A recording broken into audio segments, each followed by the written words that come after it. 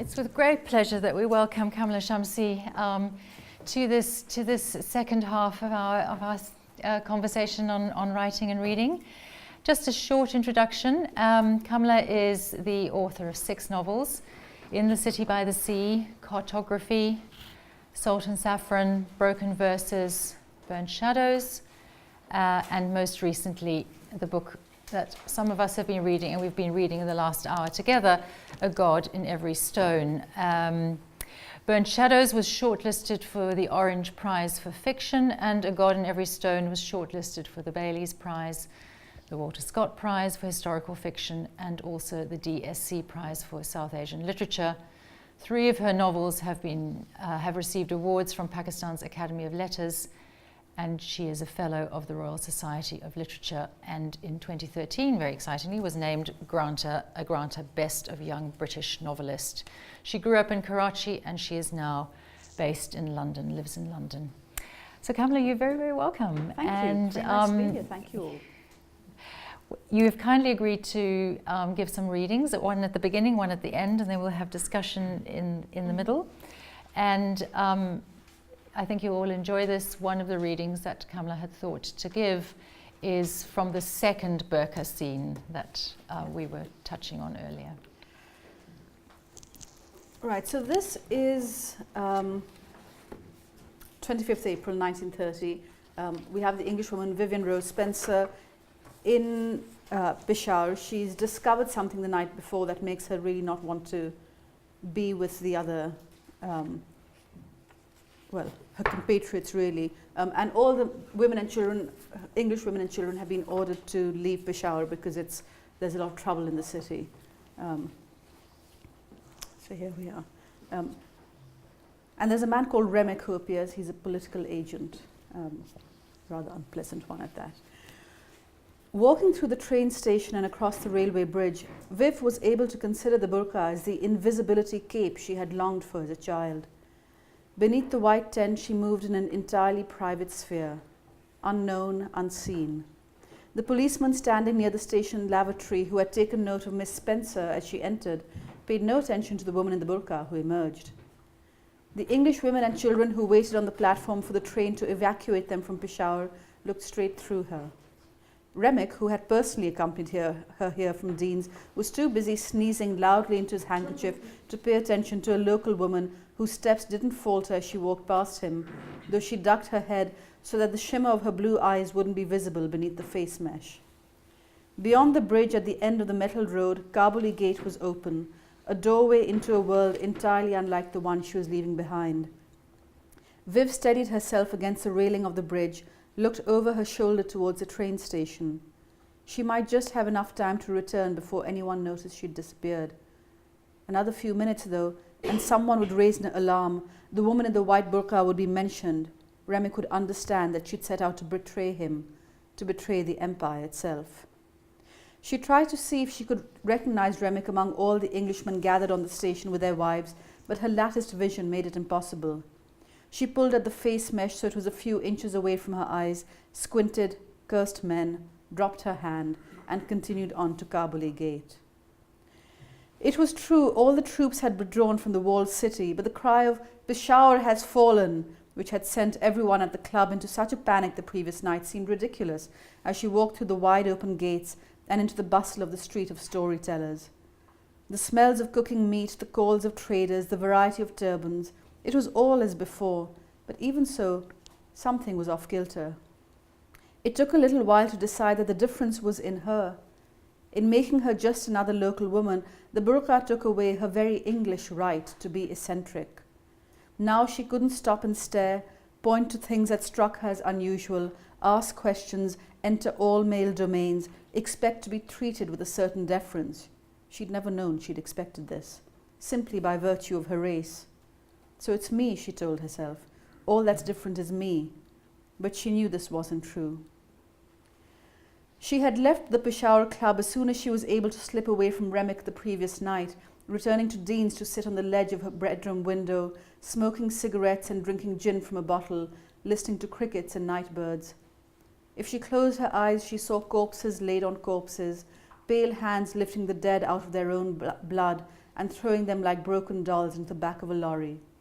But what could she do about it? She was just a woman with no authority on either side of the city walls. It was well after midnight when Remick knocked on her door. He'd come to remind her all women and children were being evacuated next morning and she must be ready to leave first thing. As he spoke, he looked around her room in the manner of a man practiced at finding anything out of place, and, noticing the burqa slung over the back of a chair, walked up to it and stroked the white cotton. "Put this on," he said. "Why?" "Put it on and take your dress off." "Get out or I'll scream the roof down." He left shrugging, but when he had gone, Viv picked the burqa off the chair and the fabric between her fingers felt like an answer. But now she approached the carpet seller's house in the old city and the voice in her head grew louder, "Stay out of it." And then this thought, these people are not your people. She looked down the long vista and saw only Pathans. Despite the burqa, she felt exposed and turned sharply into a street so narrow the man walking in the other direction couldn't pass her without contact. He flapped his hands at her as if she were a flock of pigeons, and she found herself reversing in rapid but tiny steps so she wouldn't trip over the hem of her burqa. It was only when a doorway opened and she saw the woman standing there, garishly made up, that she realized what he feared wasn't the contamination of her touch, but a witness to what the men of the city did here. A street for everything in the walled city. No map, only desire to steer you. The street of storytellers, the street of courtesans. Beneath the burqa she was sweating and it was impossible to wipe the perspiration from her forehead. Back on the broad avenue she saw a woman in the bright clothes of a nomad call out to a man with a wide-brimmed basket on his head, who squatted down and allowed her to pluck out the most appealing melons. A man walked along the pavement with a large cone of cloth beneath his arm. From the tapered base of the cone, green and blue iridescence emerged. From the wide mouth, 3 beaked heads peered out. A hat of melons, a bouquet of peacocks. In another time she would have viewed these sights with delight at their oriental colour. But the melon seller was standing beneath the burnt remnants of a Union Jack. The peacock carrier was walking towards Kabuli Gate, through which the armoured cars and troops had rushed in. This was the world she was now in. Or perhaps she'd been here all along, unseeing. Thank you, Kamila. I have a number of questions I could ask just about that passage, but just to sort of, as it were, warm us up and start us out. Could you tell us just a little bit about the sort of for you the background to A God in Every Stone? Just I know I've heard you speak very interestingly about how you came to that lost history, that buried history. Just a little bit about that, or what inspired or motivated you in the beginning? There were 2 different points. One was the much earlier point, which was I was reading a book called The Pathan Unarmed by Mukhlika Banerjee, which is about the sort of movement, of the non-violent movement of resistance to colonial rule in Peshawar, and it struck me as very odd that when I was growing up in Pakistan, it was not a history I knew. And of course it was because that movement was not a pro-Pakistan movement. They were anti-British rule, but they didn't support the state of Pakistan, so they didn't fit into the Pakistani official narrative. And of course you weren't going to hear about them much in the British narrative of things either. So it had sort of become a sort of history that Pakistan had pushed to the side and I didn't know much of. And it struck me as particularly interesting because, when you hear of the Pashtuns or the Pathans, it's always how they're this martial race and they'll never put down their guns and, they move towards violence. And it's still a narrative you hear, particularly around Afghanistan and the Taliban, that this is the Pathan people and what they're like. And so that the fact that the most powerful political movement there, through the 1930s and part of the 40s, was one of non-violent resistance, very much rooted in the Pashtun code, struck me as very interesting. So that was one bit of it, but that was sort of a, abstract historical interest and not really a sort of novelistic one. And then some years later, in 2009, I was in Pakistan and I was doing the round of TV studios and things promoting my previous novel called Burnt Shadows, which starts with the bombing of Nagasaki and sort of moves on. And in 2009, the Taliban in Pakistan had taken over quite a lot of territory and were very near the city of Peshawar, and there was almost daily, certainly weekly, bombs going off in Peshawar. And I was on this sort of talk show, and I was there, and next was a sort of political commentator who was going to talk about all these bombs going off everywhere. And there was a break in filming for a commercial break, and the TV host who'd been talking to me about my novel said, oh look, you've written this book about bombs in Nagasaki, and there are bombs going off in Peshawar. And it was just sort of a throwaway remark, but as he said it, I realized that because of all the research I had done for Burnt Shadows, I actually knew a lot more about Nagasaki than I did about Peshawar, it's sort of an odd thing to explain to someone who hasn't grown up in Pakistan, but there's a way in which Peshawar sort of exists at the border of the imagination, even of most Pakistanis. It's sort of the city right before Afghanistan, where the history becomes very tangled up with Afghanistan's history, and it's sort of almost seen, the same kind of language that the British used to talk about it as a sort of frontier place, this wild place, is how the Pakistanis will still talk about it in many parts. So you grow up in Karachi or Lahore, and it's not really part of your imagination, even though it's one of the biggest cities there. So as a matter of interest, I just thought, well, it sort of felt ethically wrong somehow to not know more about this place. So I just started doing some research, and also I was thinking, partly about Mukhleka's book, and how when I read that was a bit of history of Peshawar, or the areas around it that I didn't know. And as soon as I started researching, what I came to, of course, was the deep historical archaeological past. So this is a city that has been continually inhabited since at least the 6th century BC, possibly much earlier, and practically every empire that, other than the Brits, that have come into India have come through Peshawar, because it's at the foot of the Khyber Pass, and it's how you're going to come in if you're heading in that direction. And it has all these histories from the sort of Alexander and the Buddhists and the Sikh kingdoms and the Mughals and everything. And the bit of me that has always loved ancient history just thought, oh, something's going to happen in terms of a novel. That was really, really interesting and eye-opening, actually. I think for someone who's read the novel, when you were giving that response, you were very much positioning yourself, if I may say so, as a Pakistani writer. You were telling a story that was unknown. You were also addressing yourself to a context that you felt was on the limits of almost the known world for the Pakistani reader. You also spoke, however, in a very sort of familiar, almost with a term of endearment, the Brits, when the Brits, apart from the Brits, so there was a familiarity there with that history. I wondered how you, as a writer, were positioning your readers when you began to write this fiction that with its historical embedding, if you like. I think any novelist who positions their readers is fundamentally failing to understand the novel. The novel does not work because it has a readership. The novel works precisely because it can accommodate a multiplicity of readings. So it can work from the position of familiarity, it can work from the position of unfamiliarity. In Pakistan in the 80s, when Midnight Children in Shame came out, and I remember, I was sort of very, very young, but I remember people reading this and just sort of laughing and sort of loving these books and saying, but how on earth are people in England reading them? They won't understand anything.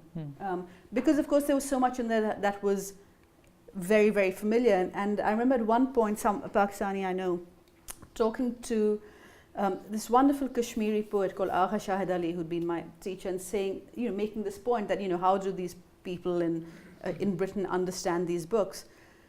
And Shahid said, well, give me an example. And so this man says, well, for instance, in the novel Shame, there's he refers to this place called the Valley of Needles, which is where these sort of gas reserves come from. He said, well, everyone in Pakistan knows that the gas reserves come from a place called Sui, which is literally translated as needles. And And Shahid said, well, I wish I didn't know that, because, just that it's a place called Sui is not interesting, but the valley, as soon as you say the valley of needles, I sort of have an image of a valley full of these needles and gas coming out of the eye of every needle, and it's sort of really fantastic and brilliant. And so in fact, it's a richer reading if you don't know it's a direct translation of Sui. But it's just one of those moments in which you can read it in these different ways. Is it familiar or is it unfamiliar? I knew when I was writing this, I certainly hoped when I was writing it, that there would be people who knew Peshawar intimately as I didn't, and knew the history intimately as I didn't, and were part of it. I knew there'd be people from Karachi like me who were Pakistanis but didn't know the history. I knew there would be Brits who were coming at it from knowing the history of empire from a different way. I didn't particularly think, what the thing you know as a writer is, of course, you need people to have a certain facility with language that they'll understand such things as irony being used. I mean, that's the kind of thing you are thinking about. But if someone doesn't understand irony, I'm not going to not use it. You just say, well, some readers you lose along the way. But I suppose I'll put it this way. What I aim for is for the book to be satisfying to someone who knows more than I do about everything I'm writing about. That's the reader who I want to say, you're all right, you did okay. And so one of the greatest pleasures of writing this book is there's someone I know in Karachi who came up to me and said, I grew up in Peshawar, how did you write that book? Because she said, I met your sister somewhere, and I said, I never knew your family spent time in Peshawar, and my sister said, we didn't. And she said, but it's all there, all my childhood memories, that tree we used to climb, and I don't know what tree she's even talking about, but she found some tree she used to climb that I'd written about apparently, and she said, everything is a Peshawar that's now gone, but still was lingering when I was growing up.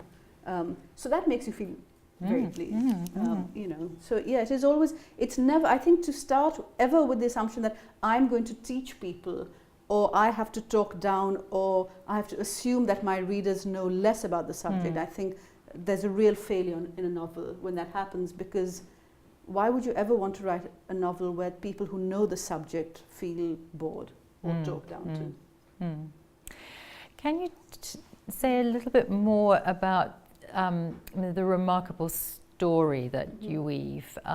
You can take this question in any way you like. Because it's a story that is, it's incredibly moving. It, towards the end, it gathers pace so that, what is a historical fiction becomes a page turner.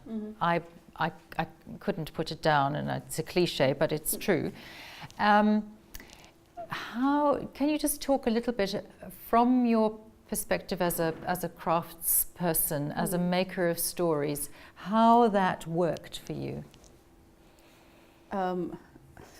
It's a big question. Very badly for a long time.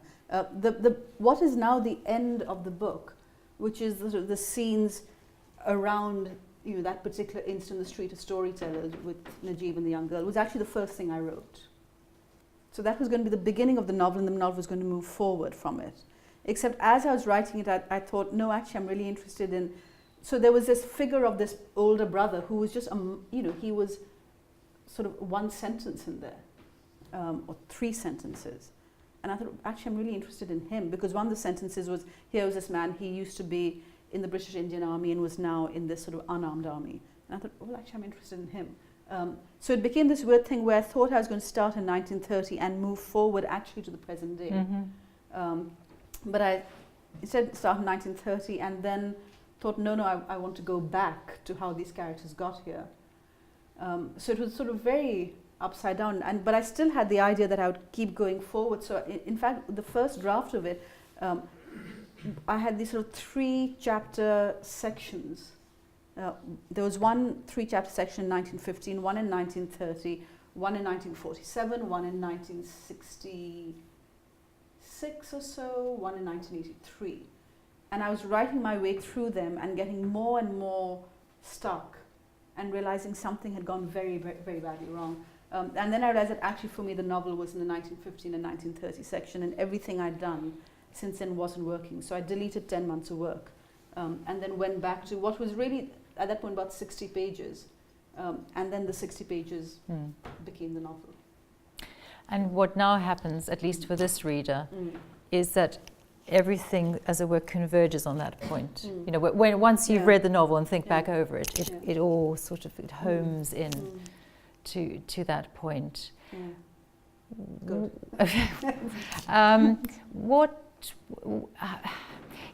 Can you say a little bit sort of about controlling those narrative threads once, as it were, the 10 months had been taken away, controlling the narrative threads of the 1914-15, which also in the light of the past, you know, that archaeological history, and then that back and forth with the 1930s, Well, I suppose it is that I knew there were these different strands in it. One was the ancient history, the deep history of Peshawar that I wanted to tell, which was going to be done via this artifact that, you know, Viv was going to come in search of. And the other was the story of the non-violent path, which starts actually in the First World War, and sort of how, in the way that war can make someone turn against violence.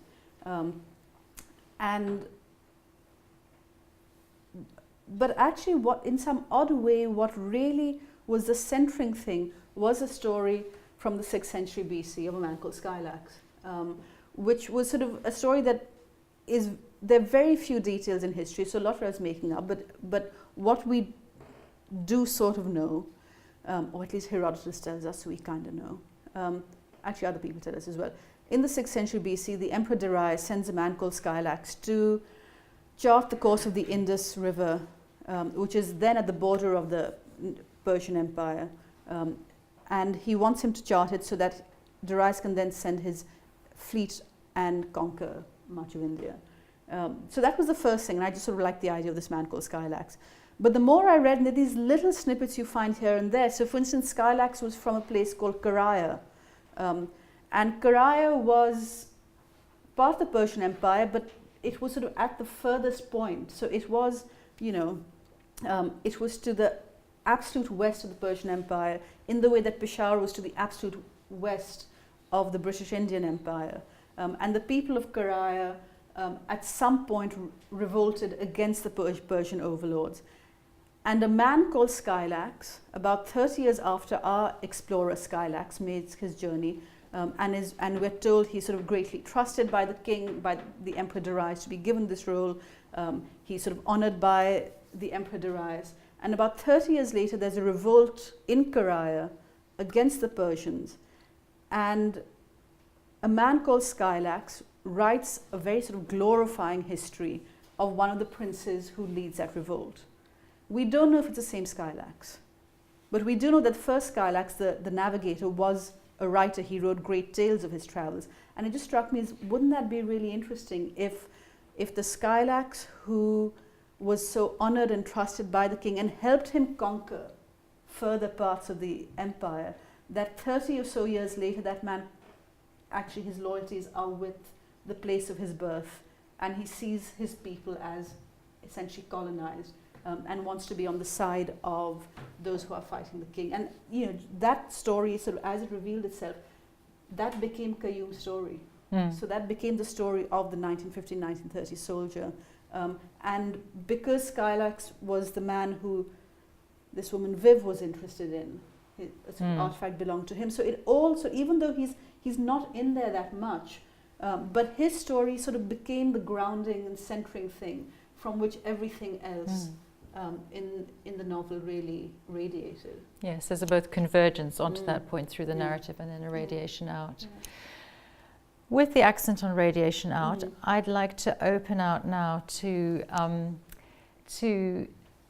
the audience, to the other readers in the room,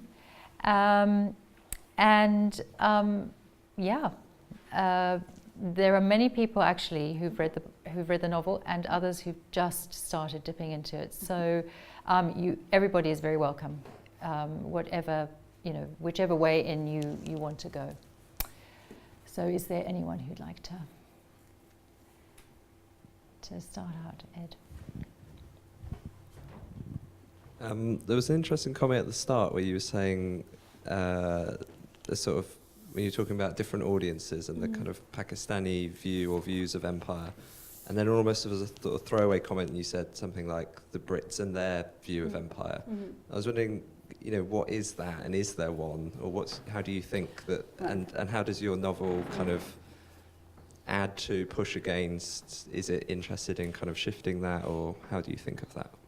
Well, obviously, I mean, there's no singular view of empire either in Pakistan or India or Britain, but I suppose what I meant was the angle at which you approach it. So if you're in Pakistan or India, the angle at which you're approaching it is from the position of the colonized. You know, that's sort of the history, and you're much more interested in the characters who were part of the anti-colonial resistance. Whereas over here, you know, even if it's told from a more critical viewpoint, it's still sort of, you know, the story of the British in India.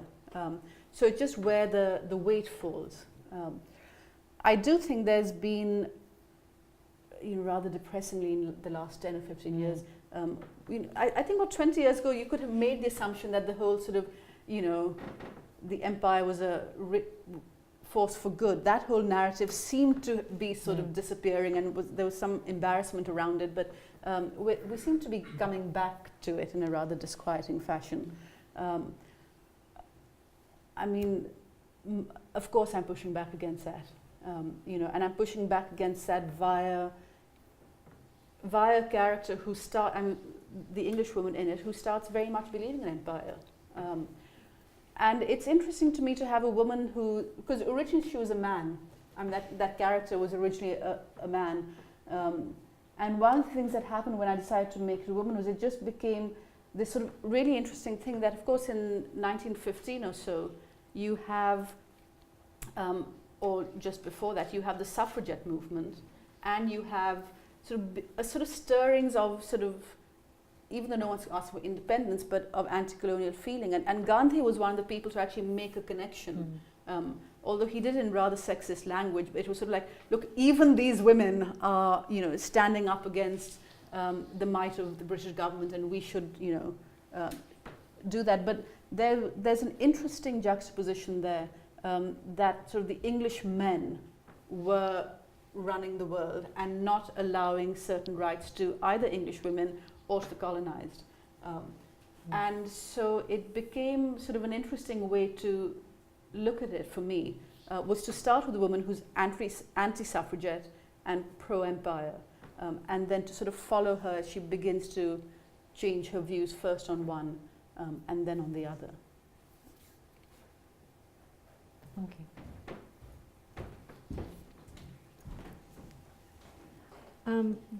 Kamila, I just wanted to first say that this is my favorite of everything you've written. I really enjoyed reading this.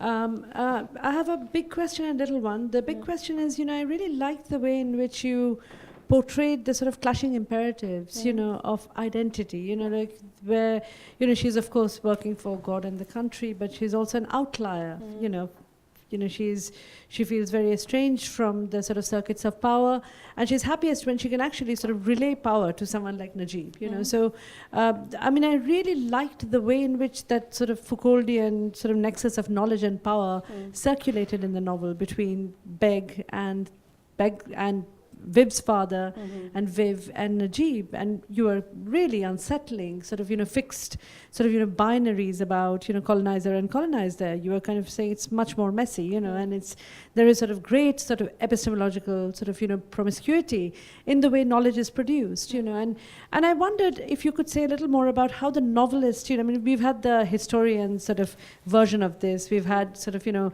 an anthropologist like Mukulika Banerjee's, you know, version of this. I mean, how does the novelist look at, you know, our tangled histories, you know, I mean, the tangled histories of, you know, India and Pakistan, the tangled history of the colony and you know, kind of, you know, what was India before the kind of partition.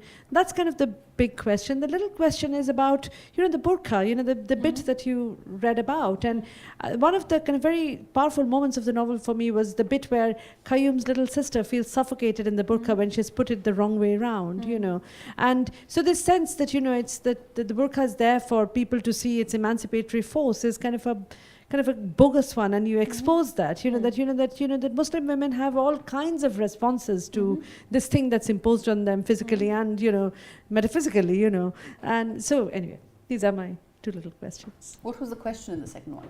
The second question was, is that a correct reading? That in a way the burqa is not just, you're not simply saying that, you want the Viv Spencers of the world to come and go incognito in a burqa, but that it is a very problematic, sort of in a way, kind of instrument of identity, right? I'll take the second one first. There are points in the novel where it does give not only Viv, but also Zarina gets, the anonymity becomes very crucial and as a way of allowing them to do certain things.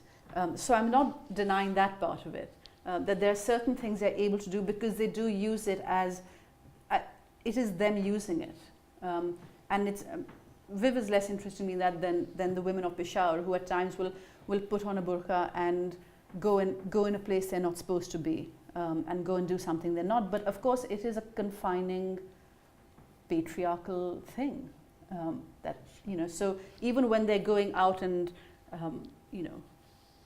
sort of being allowed a certain power because they're able to go in a certain place unseen, that's still very much within the confines of patriarchy, which wouldn't otherwise let them go there. So yes, of course the burqa is not anyone's great force for emancipation.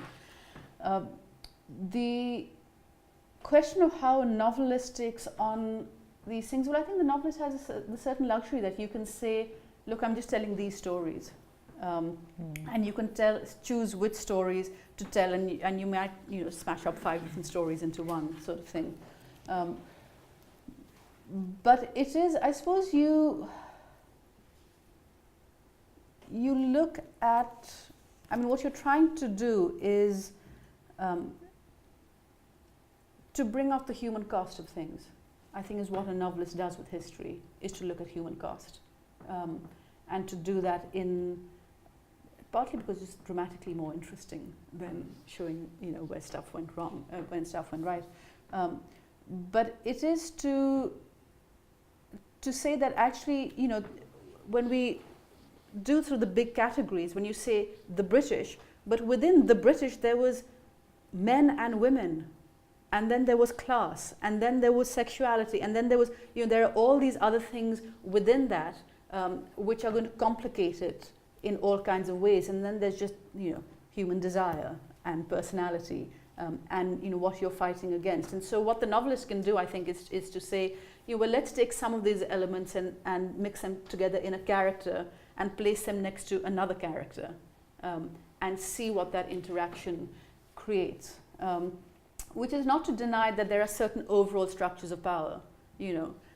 For all that Viv interacts in a very human way with Najib, it's on her terms. She gets to dictate the term because she is English, and because she's older. So age is also part of it.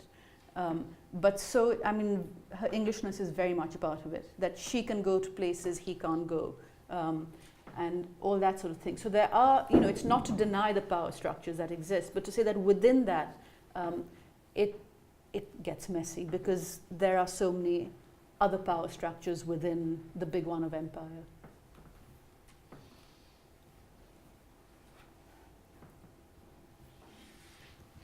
I also wanted to say that this is probably one of my favorite books of the past year. Thank you. And I was wondering if you could say a bit more about Karuma and his role. I hope I pronounced his name correctly, but you did very well. Yeah, and his role as someone who returns, someone who goes, and because you mentioned empire, so we have this, what I was so struck by when I read the novel was we have this young man, and it's never said why he actually goes away and fights in the war. And this is what I find so interesting, that you come back to this question and raise it and leave the reader with that in a way for us to think about it and to imagine. And he goes away and he identifies with this construct of empire and this Britain that is so far away. And he fights in a war in Europe against the Germans and against some construct of races that are, and then he has to return because he is wounded. He comes back, And I'm interested in this character as an agent of change in a way. So he goes somewhere and he comes back and he is changed, and he changes the community he returns to, and then gets involved in this non-violent struggle when before he was so proudly representing being a soldier and wearing a uniform. And I find there's so much entangled in this character, and it's so brilliantly woven together. And yeah, can you tell us a bit more about that and how you, because earlier you said it was only a 3-sentence person or character, and yeah, maybe I'm just interested in how you created this character and what was the background of that. So one of the interesting things to me in when I first read that Mukleka Banerjee book, The Pathan Unarmed, is on the cover there's a man in what looks like a uniform. He's wearing sort of a brownish red shalwar kameez, and he has this red belt, and he's holding a stick, and he looks very martial.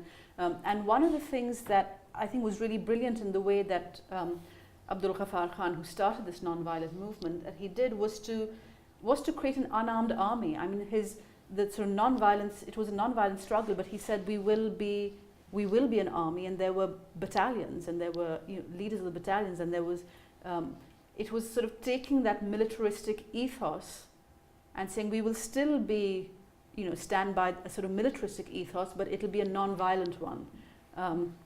And this was a part of the world, a part of British India, from which the British used to recruit for the army. The British Indian Army was the largest volunteer army of its time, and there were, as many of you know, despite how large India is, there were very few regions from which the British used to recruit. And one of them was this area, which then became the center of non-violent struggle. And it just struck me visually when I was thinking about a novel that was going to have this unarmed army in it. There was just this line in my head about how he'd sort of, exchanged one army for another, one uniform for another. Just now he was in an army without guns. And I thought, so if in 1930, because as I said, the original bit I wrote was in 1930 when there's a massacre. So that if in 1930 he's, already part of this unarmed army, but he'd been in the British Army before, British Indian Army before. 15 years earlier was the First World War. So what was the British Indian Army getting up to then?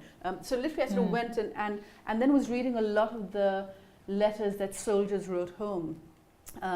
And to answer the question of why they signed up, in a lot of cases because their families had done it, in a lot of cases because it was an income. And you didn't expect, and if you signed up as he did in 1910, you never expected to be sent off. You were sort of keeping the peace in British India largely. So it was a career move, really. And also a lot of boys like guns and military things, I don't know. But if you read the letters that soldiers wrote, there's a real mix, because there are those who, are sort of very impressed by the empire. There are those who just say, are clearly just horrified by the kind of killing they've seen in the First World War, which they've never imagined before. And the fact that, this is how Europeans fight is a real eye-opener to them, and makes them sort of really, all kinds of questions come up because of that. And so it just struck me as, and there are those who are just writing back saying, whatever happens, do not sign up to the army, writing to their brothers, don't sign up, don't sign up, don't sign up. And there's, you do also find a terrible disgust towards violence and warfare in some of those letters. And I thought, of course, it would make sense that someone who would come out of somewhere like Ypres would say, I don't want to touch a gun, I don't want to see war anymore. And I did ask Mukleka, because I spoke to her about the book, and I said, when you did your research, did you find anyone who had been a soldier in the British Indian Army in the First World War and then joined up? And she said, look, I didn't, but I'm sure it happened. It's inevitable given the geographically where all this happened. She said, just by the time I went and did interviews, hardly any of them were still alive. But she said it's almost certain that there would have been people from the army who then became part of the unarmed army. I thought, well, that's my guy then. I can do the thing. Again, it's part of, to go to your question, it's the historian can say, you know, I don't have evidence for it, but of course it must have happened, and I'll say, that's good enough for me, I'll make it happen. Right? Thank you so much for coming here. As someone who hasn't read your novel, and I certainly will, after hearing all of this, I'm interested in part in how you came up with the title. I think what struck me about it was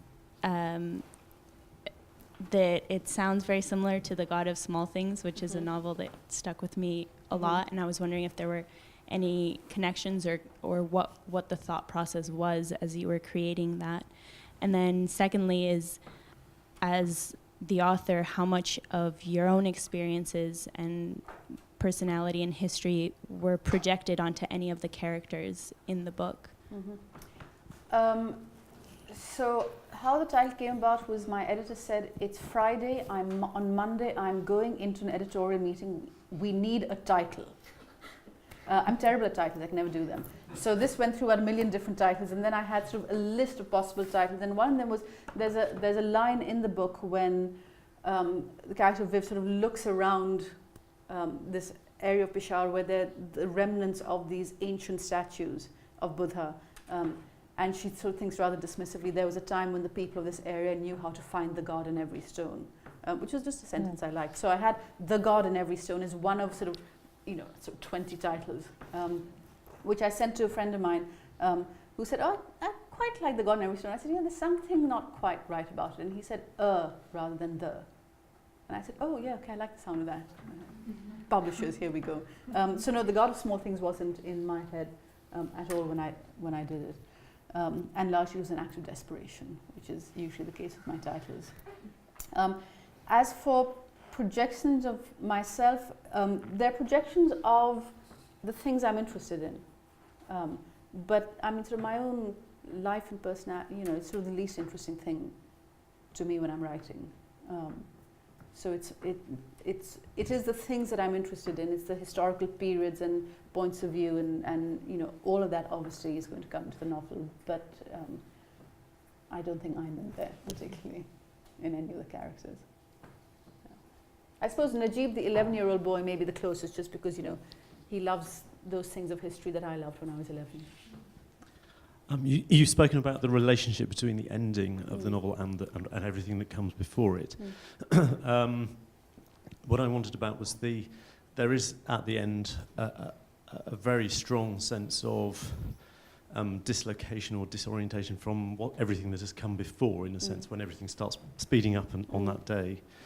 And almost I suppose I felt almost a sense that there was almost a deliberate attempt to frustrate a kind of Eurocentric ending to the narrative, in a sense, because the Viv kind of disappears and and we get much more of the perspective of Diwa and so on and so forth. And I wondered if you could say anything about that.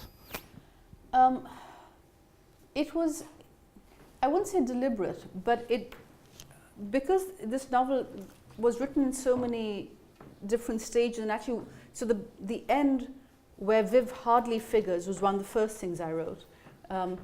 And because in some way the hardest thing I had, or the bit of it I had the most trouble with, was getting her early story. You know, I knew what Qayyum was doing. He was fighting off in the First World War, so he was very easy to write. I had a much harder time working out quite what she was doing. So in fact, she was her early story was the last thing I wrote, but it's the beginning of the novel. So the novel really starts, and it was again a question of structuring. Originally there was going to be a little bit of her and a little bit of Qayyum, and a little bit of her and a little bit of Qayyum. And instead, because of just looking and thinking of how I needed to restructure it to make it work, so it didn't jump all over, once I'd finished, I realized that what happened is that the first 70 pages or so are just almost all Viv, and then at the end of it she's pretty much disappeared. It wasn't a consciously done thing, and partly was because, you know, to go back to Elleke's first question, because I didn't think of the Eurocentric reader as being the one particularly out. But once I got to the end and saw that that's how it happened, I thought actually that makes sense. There's some kind of deep logic there. to the way in which that happens. And what I was certainly conscious of was that I wanted those two women of Peshawar to be quite, who you hardly see before, to really, and again, in that original idea where the novel was going to move forward, they were both going to be, well, certainly Zarina was going to be a much more powerful force moving forward. And it's the only sadness I have about the fact that I didn't do that was, because I'd written all these sections with Zarina when she's older, and when I reconstituted the novel, that had to go. So, yeah.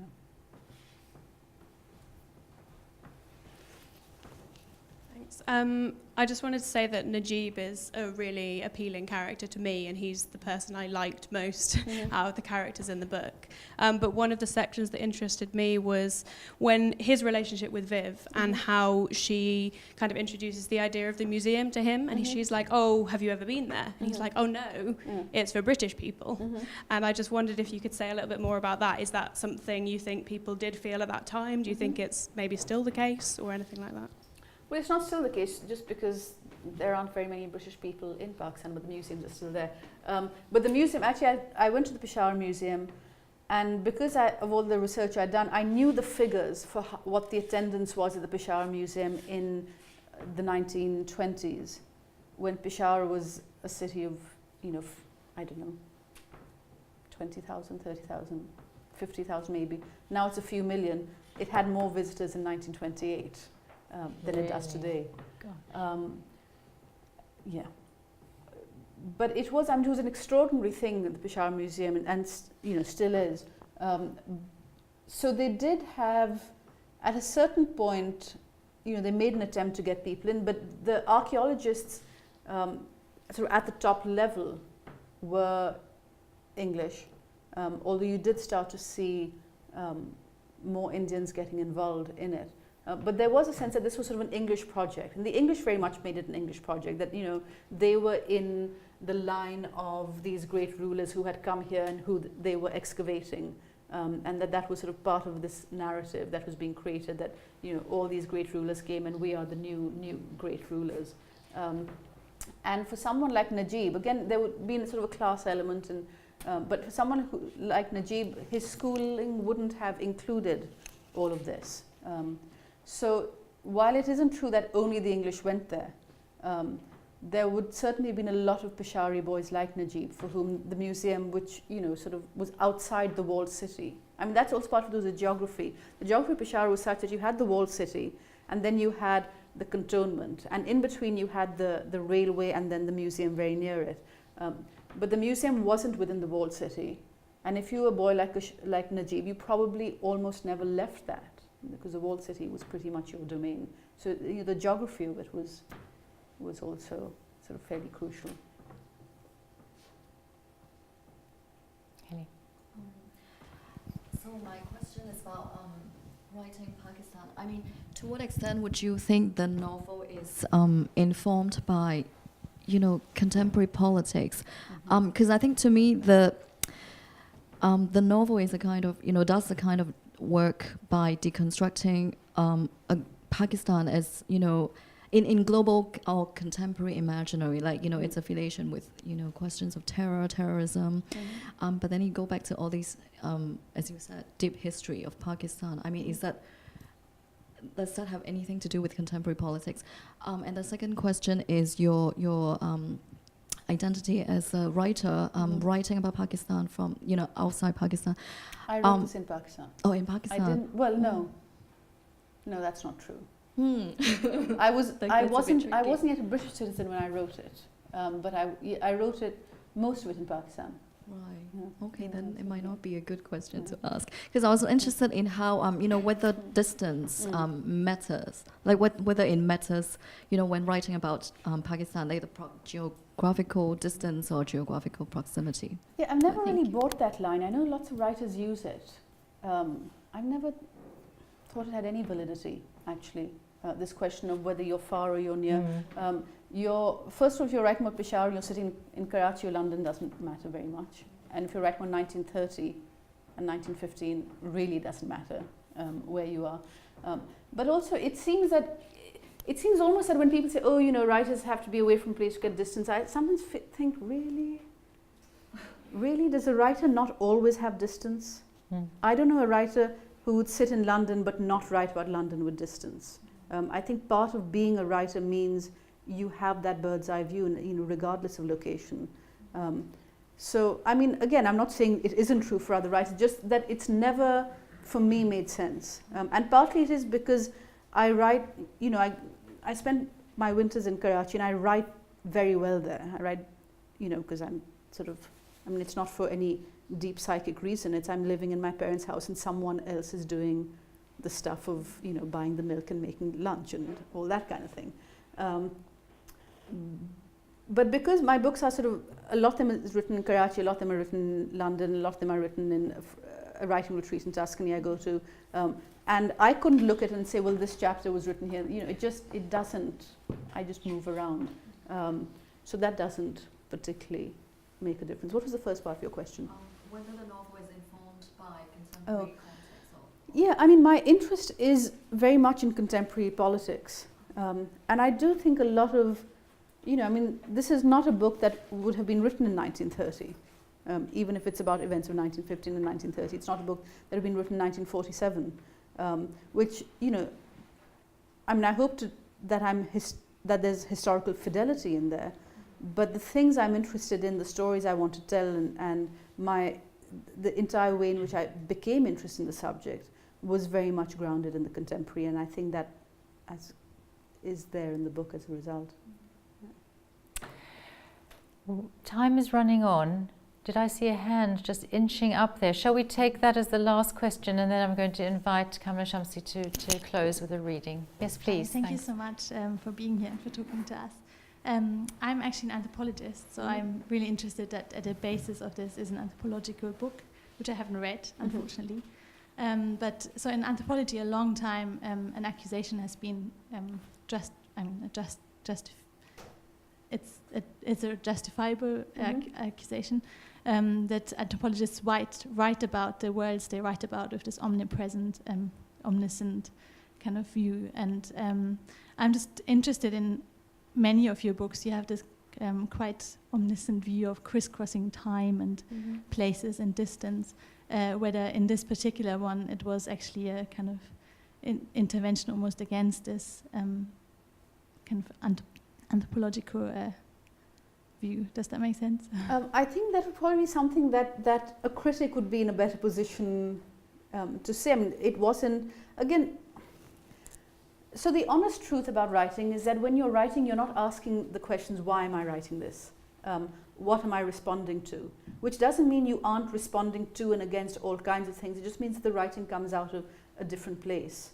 And it's only if I sit in a room like this and someone asks a question, I think, well, sure, of course, in some ways I must be responding against a certain kind of a sort of anthropological way of looking at things. Was it the forefront of my mind? No. And I don't know enough about anthropology, actually, to be able to comment on that, because I'm sure there are lots of different ways and schools of doing it. But I don't think of my novels actually as being that much for the omniscient view, because even though they go from one place to the other, it's usually through the eyes of particular characters, and I make it very clear that this is the world as experienced by this person. I suppose the line that for so many writers is sort of mantra which comes up. You hear writers from Jeff Dyer to Michael Darcy to Arundhati Roy to Nadeem Aslam say it all the time. It's John Berger's, never again will a story be told as if it were the only one. And that's, I think, what's at the center of it, of everything I do, is the idea of the single story, the uber narrative, this is the version of history, is I think what the novels want to do is to constantly push back against that over and over.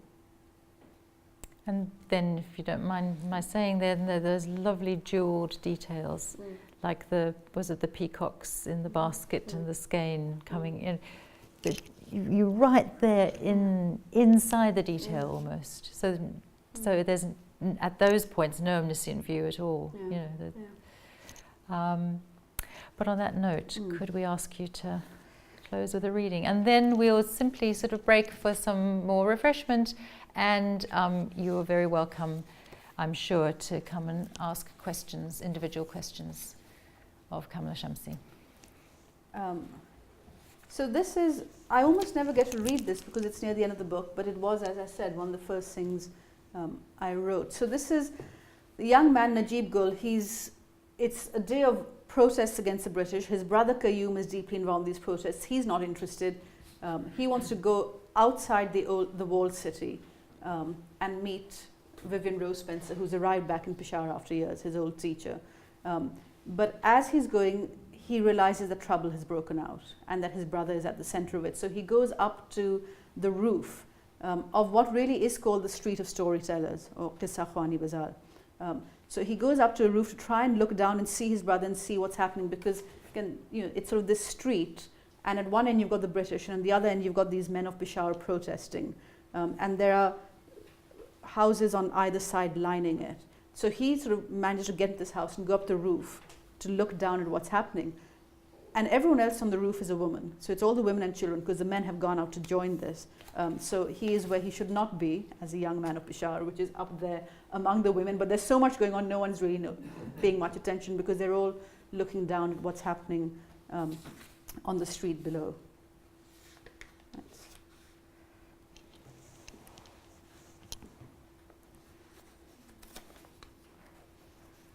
There's Qayyum, near the front of the action, of course. A soldier with a bayonet rushes him. Najib tastes his own heart. Qayyum holds up a plank of wood. The bayonet catches in it. Qayyum tugs, and the bayonet leaps out the soldier's grip, its tip firmly embedded in the plank. Qayyum's strong arms can rip the bayonet from wood, turn it round to pierce the soldier's belly in a second. But he merely tosses it at the soldier's feet, wood and bayonet, and moves back into the unarmed platoon, which closes around him and cuts him off from Najib's sight. Najib understands that in his brother's mind he has just made defeat impossible. He doesn't care about victory or defeat. He wants Qayyum alive. One of the girls on the roof throws a stone down onto the street. The concentration on her face is tremendous, but the stone makes it no further than the shop awning beneath. One of the women pats her head with pride, but points out that she's more likely to hit a Pashtun than an Englishman at this distance. Taking another stone, the older woman slings it, low and fast, towards the troops. The street in front of the soldiers is now littered with stones, though Najib sees only one English soldier being helped away, blood pouring from the side of his face. The beautiful young girl with the long braid leaves the cluster of spectators and walks past the clothesline. Up on the roof, there's a clothesline on the roof, as is common there. She walks past the clothesline, her hand trailing along the hanging clothes, as though they are in an entirely different moment, one which allows for a woman to run her fingers along a man's trousers without either disturbing her modesty or hiding her intentions. She yanks at a kameez which tumbles off the line, and then she is walking towards him, her gaze distant. As she passes by him, she slings the kameez over his shoulder. She's trying to shame him into joining the men who face down bayonets, of course, in their red-brown kameezes, but he's just grateful to be able to rid himself of the heavy black frock coat which has trapped the late morning sun. The kameez is much too large for him, which is useful for pulling it over his neck without disturbing his turban. Its cool dampness pleasing to his skin.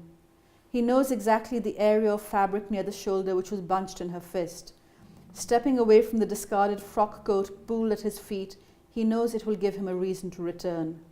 Knows also that while everyone else was looking down the street of storytellers, the woman whose handprint is on his shoulder watched him unbutton and shrug off the frock coat.